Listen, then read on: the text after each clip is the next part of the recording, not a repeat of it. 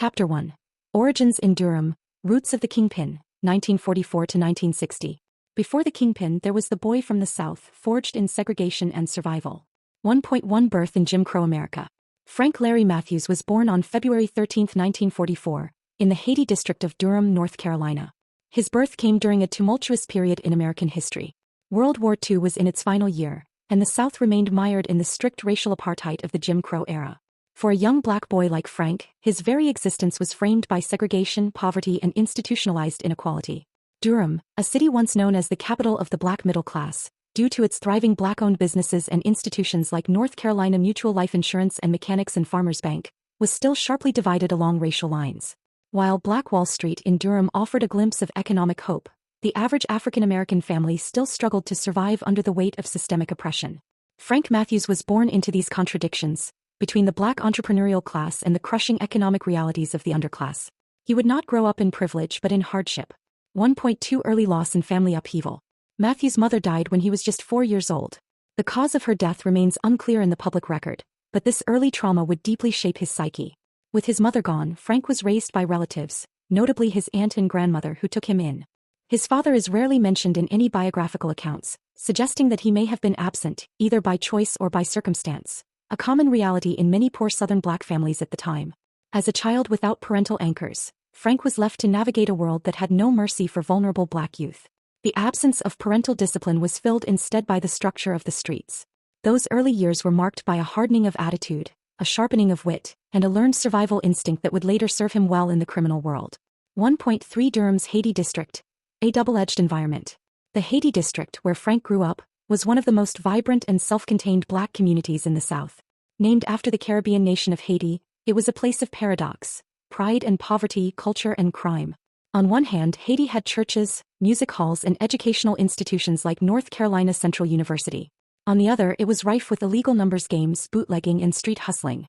For many young boys like Frank, Haiti offered few legitimate opportunities to escape poverty. The most visible paths to success were not doctors or lawyers, but street bosses, gamblers and hustlers.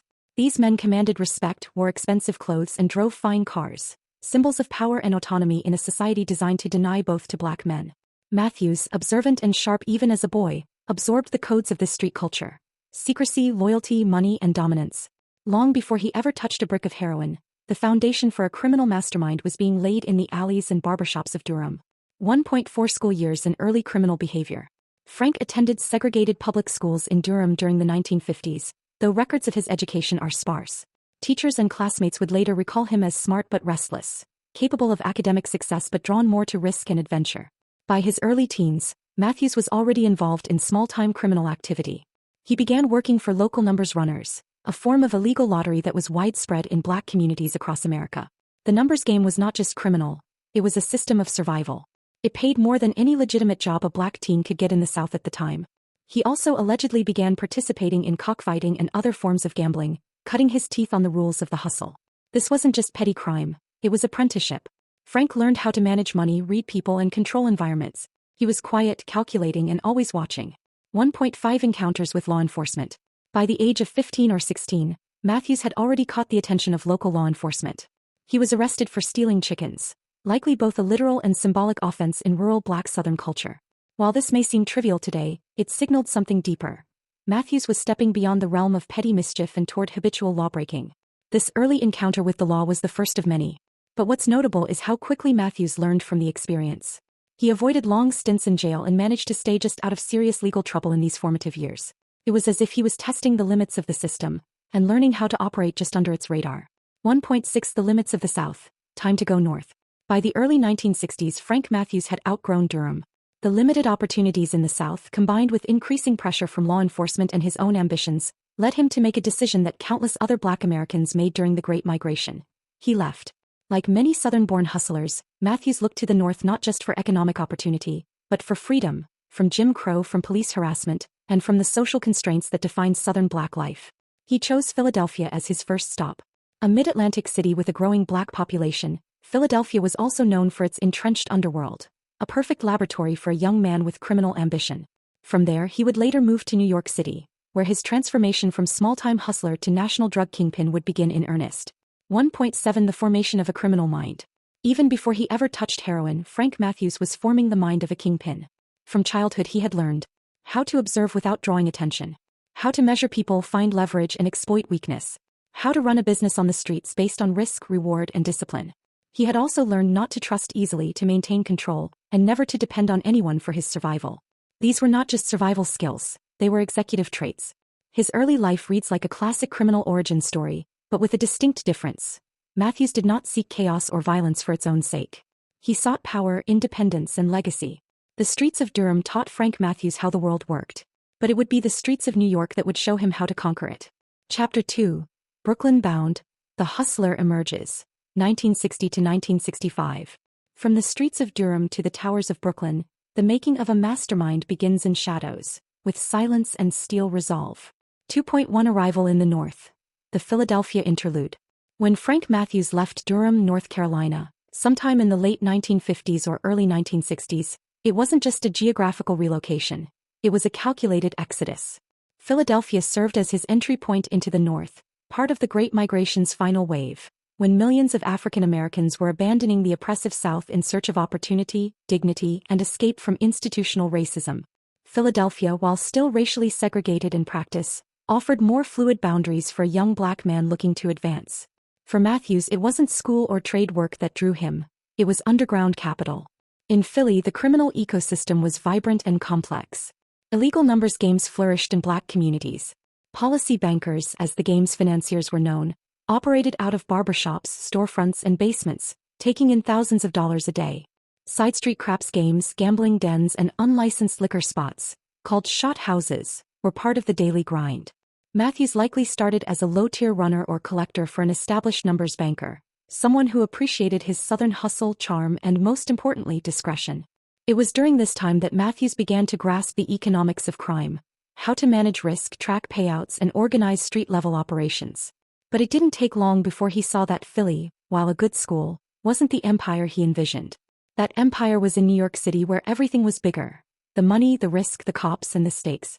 2.2 Welcome to Bedford-Stuyvesant. By 1960 or 1961, Matthews had moved to Brooklyn, the city within a city. He settled in the heart of Bedford-Stuyvesant, an overwhelmingly black neighborhood where the streets pulsed with energy and tension. Bed-Stuy had become a crucible for black ambition and frustration. Its brownstones, overcrowded apartments, and cracked sidewalks were home to everyone from working-class families to street hustlers, artists, and returning Vietnam vets. Unemployment was high, so was crime. But there was also pride, a culture of self-reliance, black businesses, and resistance. Into this world stepped Frank Matthews. He moved quietly, blending in with his southern drawl and clean-cut demeanor. He took rooms in boarding houses and began frequenting the neighborhood's social clubs, bars, and gambling spots, not to drink or party but to watch, learn, and listen. He started low in the ranks, working small street games, collecting bets, maybe handling minor heroin packages. His first steady money came from running numbers again, an occupation that still held legitimacy in many black communities. But this wasn't just a job to Matthews, it was an information network. Each transaction taught him who controlled what, who could be bought, who couldn't be trusted, and who had ambition. Within a year or two, Matthews had mapped the entire ecosystem of Bed-Stuy's underworld in his mind. 2.3 Learning the trade. Quiet, observant, calculated. Frank Matthews' demeanor was his secret weapon. In an era when most young hustlers mimicked gangsters from movies, loud, violent, flashy, Matthews stood apart. He was soft-spoken in public, unfailingly polite to elders and business owners, always watching, rarely acting impulsively, dress-conscious, always sharp but never ostentatious. He frequented social clubs not for recreation but for recon. There he made mental notes of who ran which rackets, who paid protection to whom, and what connections people claimed to have. He studied their movements, temperaments, and weaknesses. He wasn't just learning how to hustle, he was learning how to build a structure. While most guys just wanted money for a Cadillac and a chain, Matthews was playing a much longer game. He saw the value in structure, secrecy, and scale. 2.4 Entry into narcotics. The cocaine connection. Matthews' first meaningful expansion beyond gambling and numbers was into the cocaine trade, a niche but profitable market in early 1960s New York. At this point, heroin dominated the streets, especially in Harlem and the South Bronx. Cocaine, by contrast, was seen as a party drug for jazz musicians, entertainers, and upper-class users. It had less demand but significantly higher profit margins. The cocaine trade required fewer street-level dealers and generated less immediate violence or attention. Matthews entered this market cautiously. He likely obtained his first batches through Dominican or Cuban contacts, many of whom had come to New York following the Cuban Revolution in 1959. These groups were importing high-grade coca paste and powder via South America and the Caribbean, and Matthews proved to be a reliable local distributor. Cocaine helped him learn three crucial things. 1. How to transport illegal substances across boroughs undetected. 2. How to handle large cash flows discreetly. 3. How to maintain tight quality control, an issue that plagued the heroin trade. It also built his reputation as a clean operator. No arrests, no overdoses, no double crosses. That reputation would serve him well when he stepped into heroin. 2.5 Connections to the Mafia. The business transaction. By the mid-1960s, if you wanted to be a player in the heroin game in New York, you had to go through the Mafia. The French connection was still in full swing. Heroin was grown in Turkey, processed in Marseilles, and smuggled into America via Sicily or Montreal. From there, Mafia families, particularly the Lucchese, Gambino, and Bonanno families, distributed it across the city. For black dealers, the relationship was hierarchical and racialized. They could buy, but only at inflated prices and only if they played by the rules. The Mafia didn't want competitors, only clients. Matthews, ever the pragmatist, made the necessary introductions through intermediaries, likely through a small Gambino-connected figure or a corrupt middleman. He bought in quietly without demanding turf or respect. He didn't flash money or make demands. He took what he was given and he paid on time. Over time, he earned a reputation as a low-key but dependable buyer, someone who could move significant product, pay reliably, and not cause heat. But privately, Matthews loathed the dependence. He made no secret, among his inner circle, of his long-term goal, cutting out the Mafia altogether. He didn't just want to sell heroin. He wanted to import it himself. But first he had to build a real organization. 2.6 Building his crew, the inner circle forms. Matthews understood that no criminal empire could be built solo. You needed a crew, but not just any crew. You needed people who could handle money without skimming, a violence without emotion, silence without question, ambition without betrayal. He started assembling such people quietly. Key roles. Collectors. These were the lifeblood of his operation, responsible for retrieving cash from street dealers, runners, and lower distributors. Matthews handpicked them based on loyalty, mental sharpness, and low profile. He didn't want tough guys, he wanted thinkers. Enforcers. Matthews wasn't afraid to use violence, but he avoided chaos. His enforcers were not street thugs. They were professionals. He chose men with military backgrounds or those who'd shown cold discipline in prior operations. Their job was to maintain order through fear, but never through spectacle. Female operators. Matthews gave key operational roles to women, especially in courier and clerical positions. Many were lovers or confidants. They counted money, passed messages, and even traveled with packages. Matthews trusted them because women, especially well-dressed black women in the 1960s, attracted less police scrutiny. Couriers and drivers. These men and women moved money and product between stash houses, drop points, and outer borough locations. Matthews enforced a strict no-drug use policy among his staff. He wouldn't allow addicts near his business. This emerging corporate structure, complete with chain of command, quality control, and human resource discipline, was what began to separate Matthews from the average dealer. 2.7 Protection and police corruption. In mid-1960s Brooklyn, the line between law enforcement and the criminal underworld was porous. Corrupt police officers often took weekly envelopes, ran protection rackets, or gave out tips on pending raids, for a price. Matthews exploited this reality early. He identified key officers in the 73rd and 79th precincts, both of which covered parts of Bed-Stuy. His method was not to bribe everyone, just enough of the right people. Desk sergeants who could delay or deflect patrols. Vice squad detectives who might tip off potential raids. Beat cops who could look the other way at a handoff. In exchange, Matthews offered modest bribes, not enough to arouse suspicion, but consistent and clean. He also understood the politics of not being greedy. Matthews didn't try to dominate all corners. He paid tribute where necessary, especially to Mafia-linked territories or fellow black crews. He maintained peace by avoiding turf wars. 2.8 Laying the foundations of a drug empire. By 1965, the outlines of a criminal empire were visible. Supply lines via the Mafia and Dominican/Cuban networks. A distribution system stretching through Brooklyn, Queens, the Bronx, and into Newark. Operational discipline with a loyal, sober, and quiet staff. Cash flow, exceeding hundreds of thousands of dollars a month. Infrastructure including stash houses, collection spots, and counting rooms. But most importantly, Matthews had vision. He didn't just want to be rich, he wanted to be sovereign. He began making inquiries into overseas suppliers, particularly out of Latin America and the Caribbean. He started laying plans for national expansion, imagining a future where Black and Latino dealers no longer had to buy from the Mafia. He saw a day when they would be the Mafia. Chapter 3.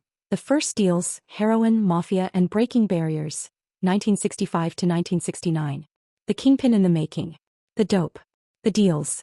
The Defiance. Frank Matthews begins his rise, one shipment at a time. 3.1 The switch to heroin, understanding the market. By 1965, Frank Matthews had already outgrown the limited cocaine market and was ready to graduate to the most profitable and dangerous commodity on the streets. Heroin. Why heroin? Heroin was the crown jewel of the illegal drug trade at the time. Known on the street as horse, smack, or boy, the drug was already devastating Harlem, parts of Brooklyn, and the Bronx. It was highly addictive, guaranteeing repeat customers. Easy to cut, allowing sellers to double or triple profits. Easier to transport and conceal than marijuana or alcohol. At that point in history, the heroin market was fully monopolized by the American Mafia, who sourced the drug through what became known as the French Connection. The French Connection pipeline. 1. Opium grown in Turkey and parts of the Middle East. 2. Processing labs located in Marseilles, France, often protected or run by Corsican mobsters. 3. Transport via Sicilian and French couriers through Montreal or New York ports. 4. Distribution controlled by Mafia families, particularly the Bonanno, Lucchese, and Gambino families, who then sold to vetted buyers. This pipeline was airtight. Independent dealers could only get their hands on heroin if they were blessed by Mafia intermediaries. Matthews, however, didn't plan to wait for a blessing. He planned to earn his way in, then disrupt the entire model from within. 3.2 First Mafia connections. The price of access. Matthews approached his entree into the heroin game with the same quiet, calculated strategy he'd used in numbers and cocaine. Through mid-level Italian intermediaries, possibly Gambino or Lucchese associates who operated in Bensonhurst or South Brooklyn, Matthews gained his first access to heroin. How it worked. Matthews never approached Mafia capos directly, he worked through street-level go-betweens. He paid in cash, up front, never shorting an order. He never discussed business on the phone and used coded language in all transactions. Matthews showed he could move large quantities of heroin quickly and without police interference, a rare feat in those days. Initially, the Mafia only gave him limited quantities, perhaps a few ounces to a kilo per month. But Matthews made their heroin multiply. He cut it well, packaged it smartly, and moved it across Brooklyn, Harlem, and parts of Newark using an efficient and loyal network. In short order, Matthews had proven he was more than just another black street dealer. He was an operator. But success bred problems. 3.3 Racism in the game. The ceiling for black dealers. Despite his success, Matthews faced a glass ceiling. The Mafia, entrenched in racist attitudes, saw black dealers as useful but ultimately inferior. They could sell heroin but they could not import it themselves, or demand lower prices, or negotiate on equal footing. Matthews recognized this immediately. The Mafia used heroin to control black neighborhoods, profit off destruction while keeping their hands clean, or enforce dependence on Italian-controlled supply chains. Matthews was furious. Behind closed doors he told associates, "As long as they hold the supply, we'll never be anything but slaves in this game. We'll sell their poison and they'll count the real money." This was the core of his rebellion, not just against the Mafia, but against a system that denied black criminal entrepreneurs their full autonomy. While others accepted this pecking order, Matthews began plotting how to break it. 3.4 Building distribution across boroughs. A modern machine. From 1965 to 1968, Matthews expanded rapidly. His network. Brooklyn, his home base. He controlled multiple neighborhoods in Bed-Stuy and Brownsville. Harlem. Through alliances with black and Latino crews, Matthews supplied smaller outfits looking to break from traditional Harlem heroin lords like Nicky Barnes or Frank Lucas. The Bronx. Matthews began making inroads into Puerto Rican gangs, many of whom helped move dope across state lines. In New Jersey, Newark and Camden were critical secondary markets. Matthews' drivers crossed state lines with hidden compartments in trunks, spare tires, and even infant car seats rigged to hold dope. His system. Matthews ran his operation like a corporation, complete with territorial managers, overseeing multiple blocks or neighborhoods. Money men, trusted accountants and bagmen who handled daily earnings. Security teams, to surveil, intimidate and eliminate threats. Rotating stash houses, to avoid patterns with fresh locations every few weeks. Silent partners, storefront owners, barber shops, etc., who laundered money or allowed storage in exchange for protection or a cut. He avoided flash and flamboyance. Most of his lieutenants drove used Buicks and dressed like civil servants. Matthews himself remained discreet, until the late 60s when his power became too big to hide. 3.5 The money begins to flow, wealth and secrecy. By 1968, Matthews was earning millions. Though exact figures are impossible to verify, DEA agents and former insiders estimated he was bringing in upwards of $10 million annually, a staggering sum for a drug trafficker without a cartel or mafia lineage. Cash management. Matthews rarely used banks. He stashed cash in vacuum-sealed bags hidden in floorboards, walls and secret compartments. He employed multiple women to count and package money, ensuring no single person knew the full scale. He reinvested in real estate, nightclubs and used car lots, some in other people's names. He spent generously on loyalty. Employees were paid well, kept happy and rewarded for silence. Matthews' money wasn't just wealth, it was armor. It bought protection, silence, access and freedom of movement. He flew under the radar until he didn't. 3.6 The Puerto Rican plug. Breaking the Mafia stranglehold. One of Matthews' most critical breakthroughs came when he began dealing directly with Puerto Rican traffickers, who had independent access to heroin through Latin America and Spanish Caribbean routes, particularly Puerto Rico, the Dominican Republic and Venezuela. This was game-changing. Through these connections, Matthews began bypassing the Mafia. He obtained uncut heroin at significantly lower prices. He could dilute less, keep quality high and still out-profit his competition. This move infuriated the Mafia and shocked the DEA, who had never seen a black dealer operating at such a level. This was not just illegal enterprise, it was economic revolution. Matthews began stockpiling heroin, outpacing Harlem legends like Nicky Barnes and Frank Lucas, both of whom maintained Mafia connections. Unlike them, Matthews was trying to build a black-run drug empire, free from external control. 3.7 The DEA starts to watch. The first whispers. By 1968 to 1969, Frank Matthews had become too big to ignore. While he had no major arrests, his name started popping up in surveillance reports, wiretaps and informant files. DEA field offices in New York, Philadelphia and Baltimore began monitoring his movements. Surveillance teams noted his pattern of short meetings, frequent cash drops, and the fact that he never carried product himself. Their informants mentioned a quiet black guy with heavyweight connections and his own supply. Still, Matthews had no prior convictions, kept his operation clean and moved like a ghost. Even the feds were unsure. Who the hell is this guy? No files, no phone taps, no photos, but every crew in the East Coast is talking about him. That mystery became his shield. 3.8 Establishing the Matthews brand, fear, respect and silence. By the end of the 1960s, Matthews had cultivated more than an operation. He had built a brand. In the underworld his name meant 5 things. 1. Money, he paid well and on time. 2. Discipline, no junkies in his ranks. No loose lips. 3. Protection, cross him and you disappeared. 4. Independence, he didn't need the Mafia and they knew it. 5. Vision, he wasn't chasing quick riches, he was building a nation. Rumors swirled that Matthews wanted to form a national black drug cartel, one that would challenge the Mafia and control the heroin trade across New York, Philadelphia, Baltimore, Atlanta, and the Carolinas. By 1969, Matthews had laid the foundation for exactly that. The next chapter would see him expand across the East Coast, host secret summits of black and Latino kingpins, and become the most powerful, most elusive, and most invisible drug trafficker America had ever seen. Chapter 4. The Expansion, Building the Black Cartel, 1970 to 1972. By the dawn of the 1970s, Frank Matthews had reached a level of influence and wealth that was virtually unheard of for an independent black drug trafficker.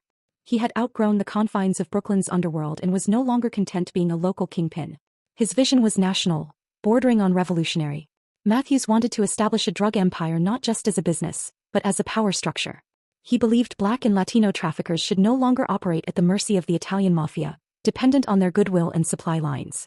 Instead, he envisioned a self-sufficient network, a cartel built by men like him answerable to no one but themselves.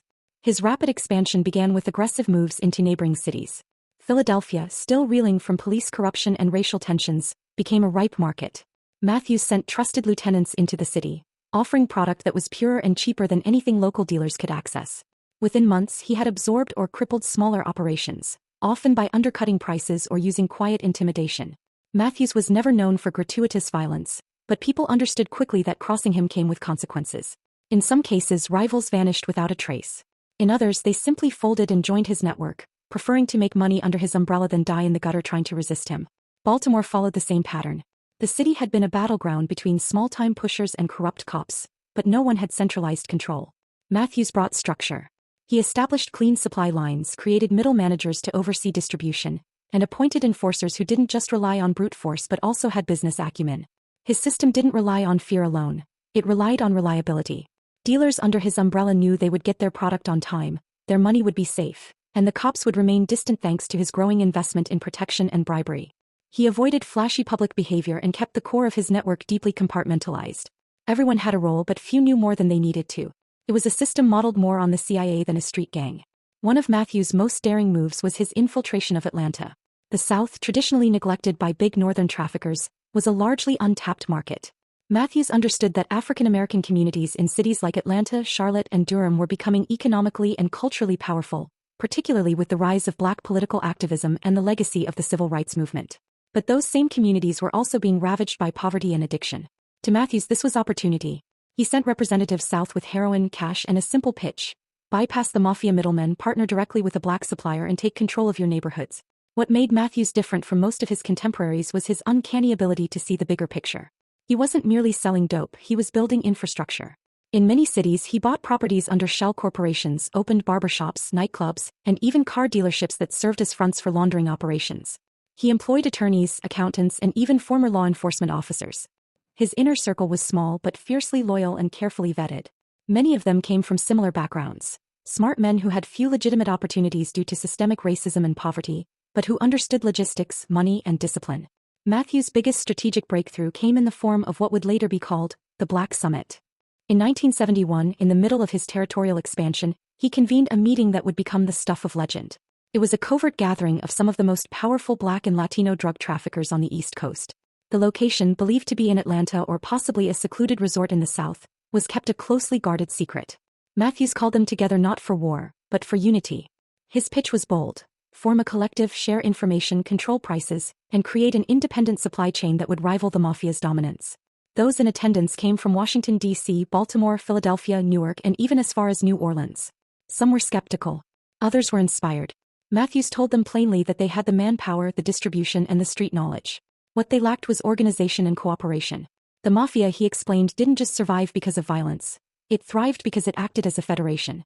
Matthews wanted to build the same, but without racism and without old-world hierarchy. He was proposing a criminal confederation, an enterprise that could dominate the heroin trade across the East Coast and the South with no need for outside suppliers.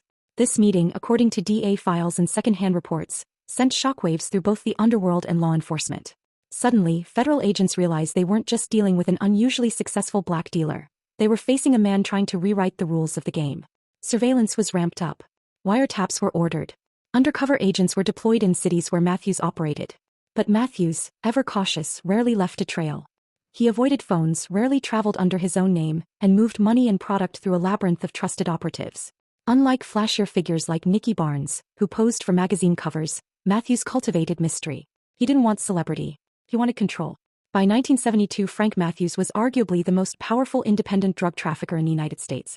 He was moving tons of heroin across multiple states, earning millions of dollars a month, and doing it all without answering to the Mafia or any foreign cartel.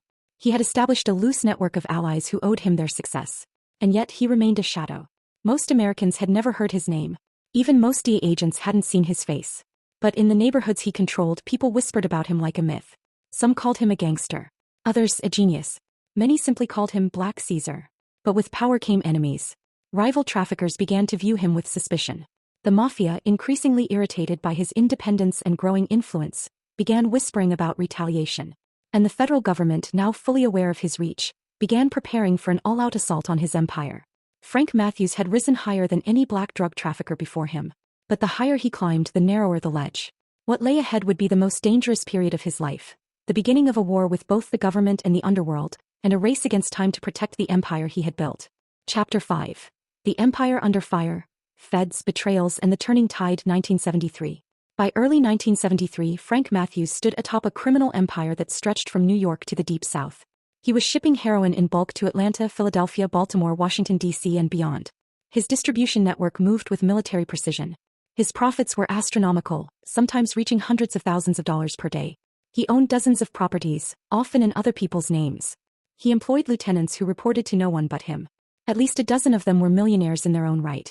Matthews had created not just a drug operation but an organizational model, a syndicate that defied racial hierarchies, territorial limits, and the expectations of federal agencies. But while Matthews expanded his enterprise, the weight of his success began to draw heat from every direction. The Drug Enforcement Administration (DEA), created just that same year in 1973 by President Nixon, was hungry for a big fish. Matthews, now considered one of the most elusive traffickers in the United States, was placed high on their radar.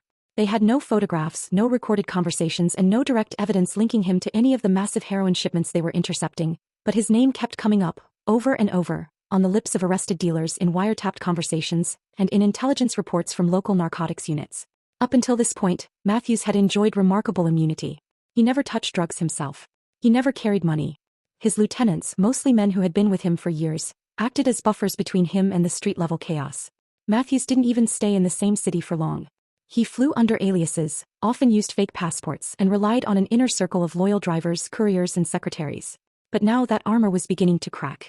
In mid-1973, one of Matthews' major stash houses in Philadelphia was raided.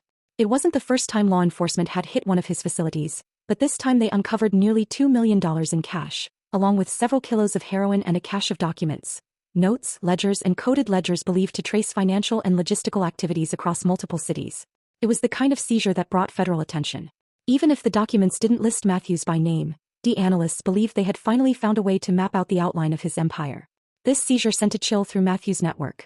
For the first time, lieutenants began to worry that their boss might not be untouchable. Some tightened their operations while others quietly distanced themselves. The paranoia rippled inward. Matthews, usually calm and calculated, became more cautious. He began rotating his lieutenants more frequently and changing his contact procedures. But he didn't panic. Instead, he did what he always did: he adapted. But the noose was tightening. In June 1973, Matthews was indicted on federal drug trafficking charges after an informant in Atlanta flipped. The informant, one of his mid-level distributors, provided enough detail to justify charges, including the names of Matthews' associates, stash locations, and estimated drug shipments. Though Matthews himself still had plausible deniability, the indictment was serious. It wasn't just a local bust. It was federal, and it came with the full weight of the government behind it. Even then, Matthews didn't run. He appeared in court, posted bail, a staggering $325,000, and walked free pending trial. He knew the game well enough to understand that an indictment wasn't the end of the road. He had beaten smaller cases before. He had the money for the best lawyers, and he still had no direct evidence tying him to narcotics. But this time things were different. The case was built not on street-level seizures, but on conspiracy and continuing criminal enterprise statutes, tools specifically designed to dismantle organizations like his.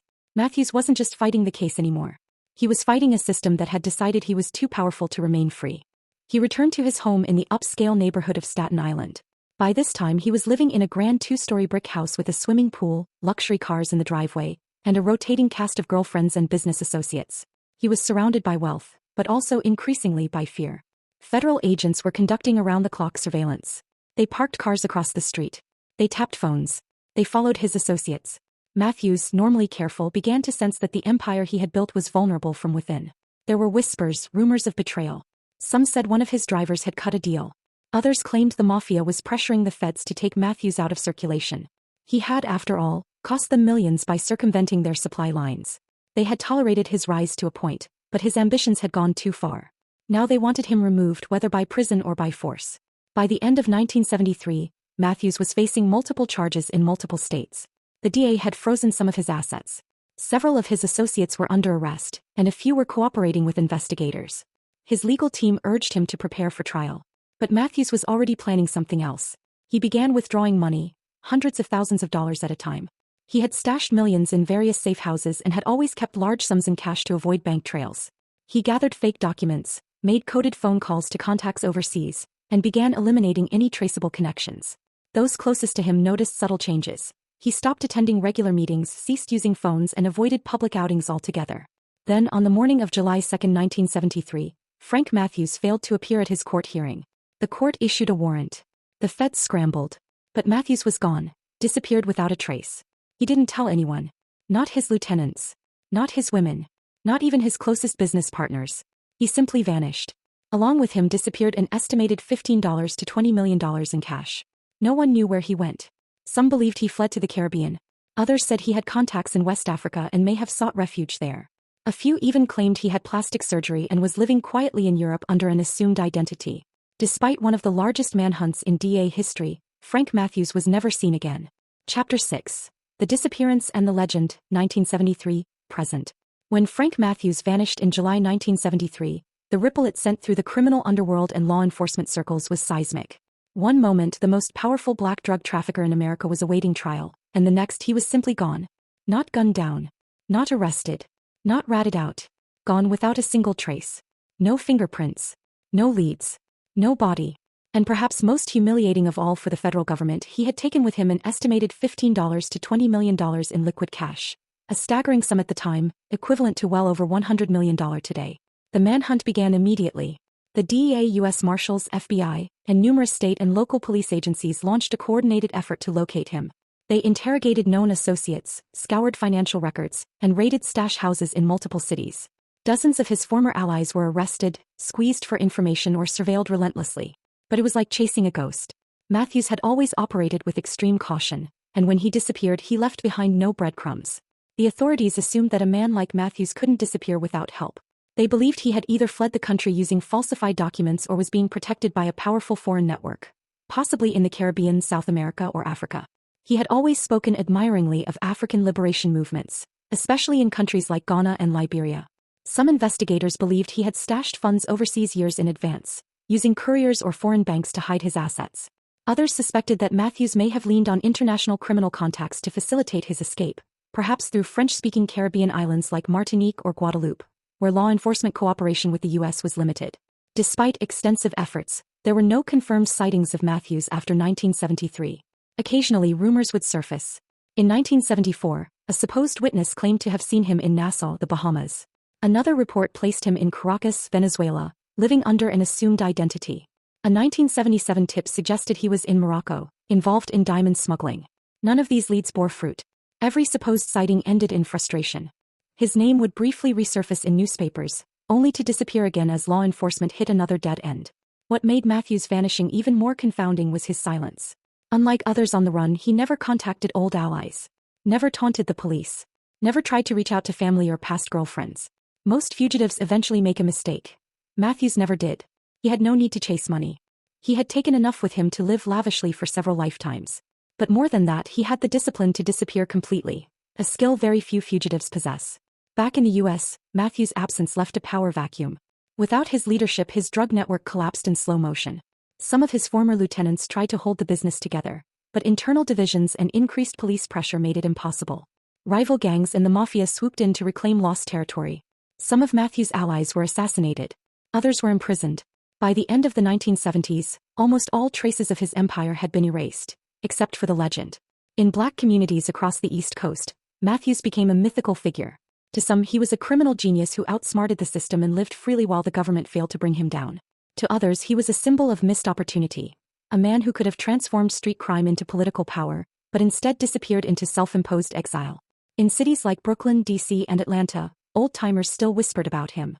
Stories circulated of a man living on a private island, surrounded by wealth and women, occasionally checking in on his old life from a distance. But there was never proof. Law enforcement refused to give up. The U.S. Marshals Service kept him on its 15 most wanted list for decades. He remained one of the longest-standing fugitives in federal history. Every few years, agents would revisit the case, re-evaluate old files, and follow up on new leads. In 1984, a former associate of Matthews suggested he had seen him alive in West Africa. The Marshals dispatched investigators to follow up, but nothing came of it. In 1994, a documentary crew working on American crime legends requested access to the case files. Even they were stunned by the lack of hard evidence. It was as if Matthews had never existed, except for the millions he left behind and the lives he changed. By the 2000s, interest in Matthews surged again, partly due to the rise of hip-hop and black popular culture that re-examined criminal legends with a more nuanced lens. He was mentioned in rap lyrics. Writers and documentarians began digging into his story, intrigued by the sheer audacity of his rise and the brilliance of his escape. He had done what no major crime boss had ever done before. built a nationwide empire without mob support, challenged the Mafia directly, then vanished without consequence. There was a growing belief among some former agents and journalists that Matthews may have received assistance from foreign intelligence services. During the Cold War, various African and Middle Eastern governments were willing to shelter American fugitives in exchange for cash, information, or political utility. It wasn't inconceivable that Matthews, with his money and charisma, found safe harbor in a place where extradition was impossible and U.S. influence was limited. As of today, Frank Matthews would be in his 80s if still alive. No remains have ever been found. No conclusive sighting has ever occurred. In the eyes of the U.S. government, he is still a wanted man, technically a fugitive, still indicted, still facing charges. But in the public imagination, he has become something more than a criminal. He is a riddle. A ghost. A man who defied every rule, broke every convention, and succeeded where almost every drug kingpin in history has failed, not just in building an empire but in escaping it. His story remains one of the greatest unsolved mysteries in American crime. He was never arrested again. Never seen again. Never heard from again. Frank Matthews, the Black Ghost Kingpin, got away. Epilogue.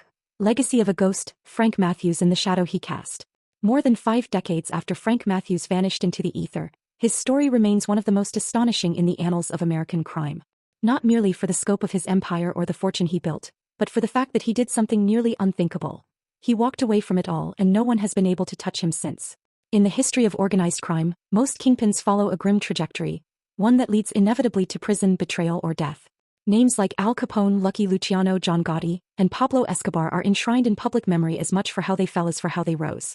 Even the most brutal or brilliant figures, Al Chapo, the Cali Cartel, or the Harlem Kingpin Nicky Barnes, ultimately met their match in bullets or handcuffs. Frank Matthews did not. He left the stage at his peak. He did not fall into addiction, did not turn state's witness, did not meet a bloody end in a drug war. Instead, he slipped out of the courtroom and into legend, carrying tens of millions in untraceable cash and the secrets of a sprawling drug syndicate. No mugshot ever surfaced. No photos of him aging behind a prison wall. No death certificate. Only rumors. Only the echo of a man too smart, too careful, and perhaps too lucky to be caught. For law enforcement, Matthews' escape remains an embarrassment, a glaring exception in a system built on eventual capture. Generations of federal agents have studied his case, used it as a training model, and tried to imagine how one man could outwit the U.S. government and disappear completely without the aid of a cartel, without federal corruption, and without leaving a visible trail. There are even agents who, privately, respect the purity of the escape, as if it were a masterstroke in a lifelong chess game. But for the communities he impacted, the legacy is far more complex. To the inner cities that Matthews flooded with heroin, Brooklyn, Baltimore, Atlanta, Philadelphia, and Washington, D.C., his name is linked to immense pain. Families shattered by addiction, neighborhoods hollowed out by the drug trade, young men lured into fast money and faster deaths. The heroin epidemic of the early 1970s was devastating, and Matthews was a central figure in its expansion. His wealth came from suffering, and the silence he left behind did not erase that damage. Yet in parts of the Black community, especially among those disillusioned by systemic racism and economic exclusion, Matthews' story also struck a different chord. Here was a Black man in the 1960s and 70s, an era of entrenched white power structures, who refused to be subservient to the Mafia, refused to play second to any criminal syndicate, and built his own operation. He didn't just sell drugs. He outnegotiated Sicilian bosses, imported his own product, and kept his enterprise entirely independent. In doing so, he became an icon of defiant self-determination, no matter how flawed. He was charismatic, educated, and disciplined. He dressed immaculately, carried himself with elegance, and avoided the kind of reckless excesses that often brought other dealers down. He didn't flaunt his wealth in public the way many successors would. He didn't engage in flashy violence. And he wasn't careless with trust. In a criminal world where betrayal was commonplace, Matthews was known for taking care of his people, paying them well, protecting them, and staying loyal. In some ways, Frank Matthews laid the blueprint for the drug empires that came after him. The idea of decentralizing operations, diversifying transportation routes, and building cross-city networks would later be seen in the crack era of the 1980s. But Matthews did it first, before the DA had matured, before advanced surveillance, and before the modern cartel era. His name still echoes in popular culture. He's been the subject of books, podcasts, and crime documentaries. His likeness appears in films, his story referenced in rap lyrics, and his legend traded among street corners as if it were scripture. Yet no one has been able to fully reconstruct his final move. Was it a yacht in the Caribbean? A villa in Ghana? A quiet second life in Europe with a new face and a new name? Perhaps the most extraordinary part of Frank Matthews' legacy is not that he was a criminal genius, but that he might have succeeded in the one escape no one else ever truly managed. Not just from the law but from the life itself. For life today, Frank Matthews would be around 80 years old. The U.S. Marshals still list him as a fugitive. But those closest to the case now acknowledge that he may never be found. Some believe he died in exile, his body buried in foreign soil, his millions long spent. Others think he lived and possibly still lives. A quiet, anonymous life, sitting on a beach drinking dark rum, watching the sun set on a world he once ruled from the shadows. Whatever the truth, the myth of Frank Matthews will endure. Because in a world where every kingpin falls, every empire crumbles and every secret leaks, he disappeared. And that makes him immortal.